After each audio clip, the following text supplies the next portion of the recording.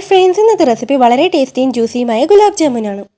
അതിനായി പാൻ വെച്ച് 1.5 ഗ്ലാസ് വെള്ളം ഒഴിച്ച് അതിൽ 2 ഏലക്കയും 1 ഗ്ലാസ് പഞ്ചസാരയും ചേർത്ത് നല്ലവണ്ണം ഇളക്കി ഹൈ ഫ്ലെയിമിൽ തിളപ്പിച്ച് മാറ്റി വയ്ക്കാം. ശേഷം ഒരു ബൗളിൽ 2 ഗ്ലാസ് പാൽപ്പൊടി, 4 സ്പൂൺ മൈദയും 1/4 സ്പൂൺ ബേക്കിംഗ് പൗഡർ, 4 സ്പൂൺ പാലും 1 സ്പൂൺ നെയ്യും ചേർത്ത് നന്നായി മിക്സ് ആക്കാം. എൻ്റെ ഓൾ ടൈം ഫേവറേറ്റ് സ്വീറ്റാണ് ഗുലാബ് ജാമുൻ. നിങ്ങളുടെ ഫേവറേറ്റ് സ്വീറ്റ് ഏതാണെന്ന് കമൻറ്റ് ചെയ്യണേ. ഇതുപോലെ വലിയ റൗണ്ട് ആക്കിയതിന് ശേഷം നമുക്ക് ചെറിയ ചെറിയ പീസസ് ആക്കി മാറ്റാം.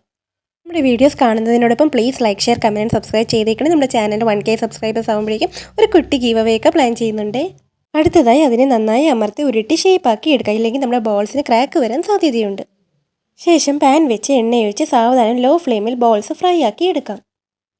നമ്മുടെ ചെറിയ ബോൾസൊക്കെ വീർത്ത് വന്നിട്ടുമുണ്ട്.